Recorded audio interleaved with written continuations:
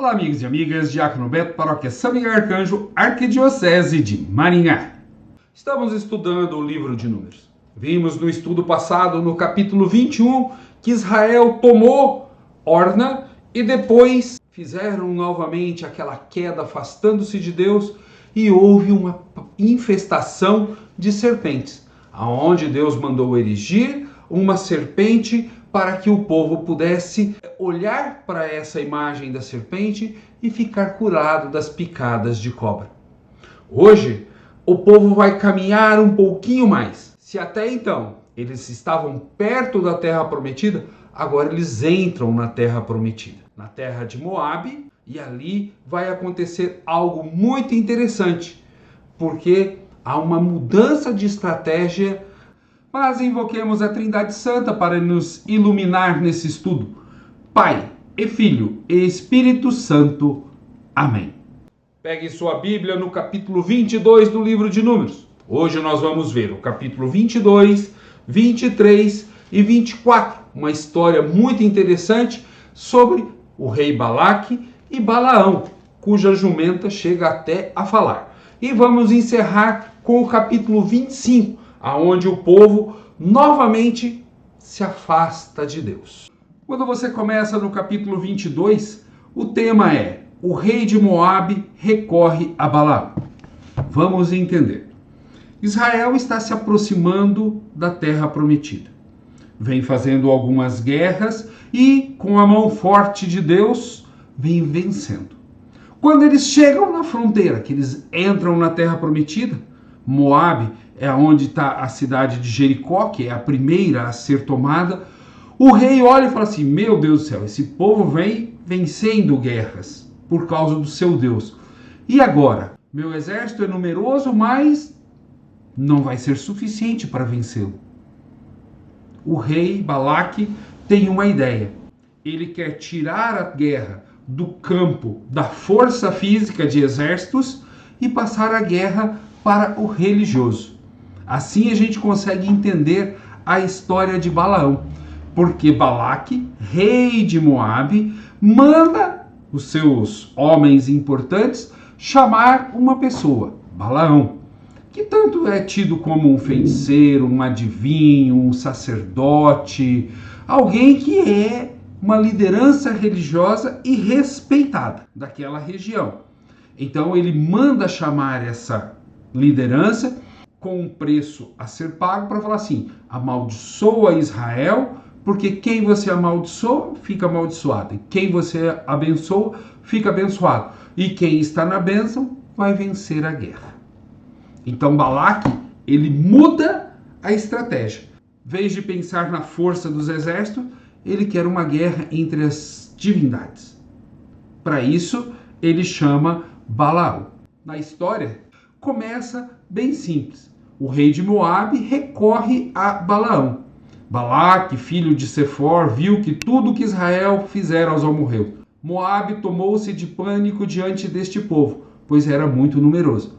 E aí, já no versículo 4, ele manda algumas das suas lideranças chamar Balaão e com um preço, já com uma oferta de dinheiro.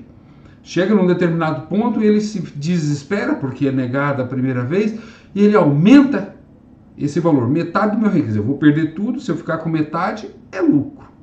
E aí, continua.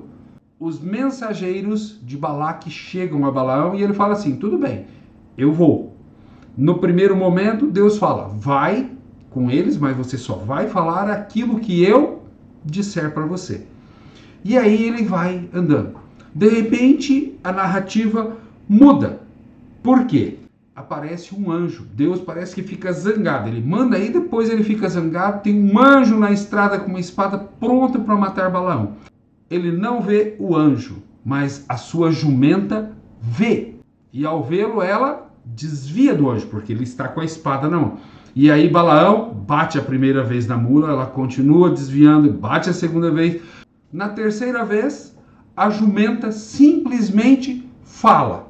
Capítulo 22, versículo 28. Então Yahvé abriu a boca da jumenta e ela disse a Balaão: que te fiz eu para me teres espancado já por 3 vezes? Balaão, parece que não tem surpresa nenhuma, respondeu a jumenta: é porque zombastes de mim. Se eu tivesse uma espada na mão, já te haveria matado. Disse a jumenta a Balaão: não sou eu a tua jumenta que te serve de montaria toda a vida até o dia de hoje? Tenho o costume de agir assim contigo? E Balaão respondeu: não. Então Yahvé abriu os olhos de Balaão e ele viu o anjo de Yahvé parado na estrada, tendo a sua espada desembaiada na mão. Inclinou-se e se prostrou com a face em terra. Disse o anjo de Yahvé: por que espancastes assim a tua jumenta já por 3 vezes? Sou eu que vim barrar-te a passagem. A jumenta me viu e, devido à minha presença, ela se desviou por 3 vezes. Ou seja, ela acabou salvando Balaão. E essa parte ficou muito famosa. Nós só temos que entender que Balaque, rei de Moabe, estava tentando mudar o campo da guerra, do exército para o religioso. E que estava indo para amaldiçoar o povo de Deus. Com tudo isso, ele vai para Balaque. E chegando lá, diz claramente: só vou falar aquilo que Yahvé me falou. Inicialmente, parece que Yahvé pediu para ele. Ao longo do tempo, Balaão, ele fica como quase que um traidor. Por medo do anjo que iria matá-lo, ele acaba falando. Isso vai prosseguir depois na história. Para nós, importante é que, não podendo vencer o exército, Balaque tenta mudar o campo da guerra. Já no capítulo 23, Balaão disse a Balaque para fazer altares e é feitos sacrifícios, holocaustos, e ele por 3 vezes vai falar que não pode amaldiçoar aquele povo. E depois, 4 vezes ele solta cânticos muito bonitos, que vale a pena ler. E aí termina a história de Balaão. A jumenta acaba sendo um instrumento, assim como Balaão. Por quê? Ele não vai amaldiçoar um povo que é abençoado por Deus.